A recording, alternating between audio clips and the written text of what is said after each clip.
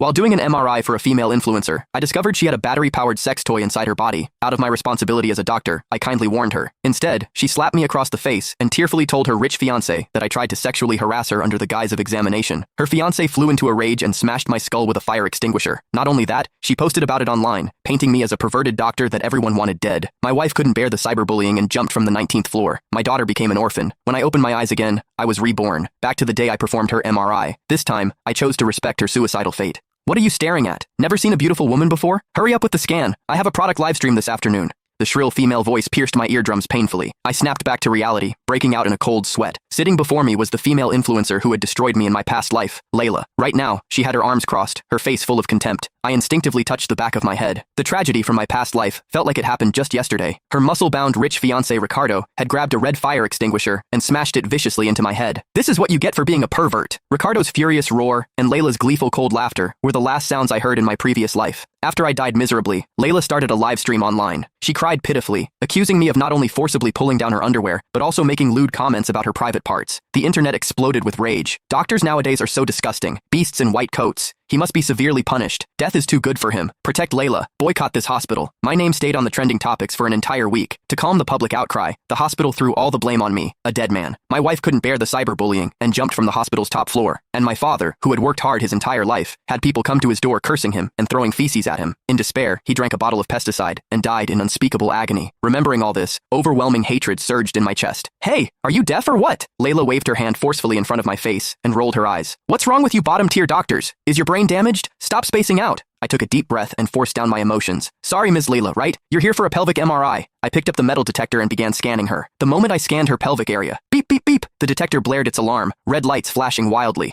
Layla's expression flickered, but she quickly forced herself to look calm. Why is it beeping? This machine must be broken. I stared at her coldly.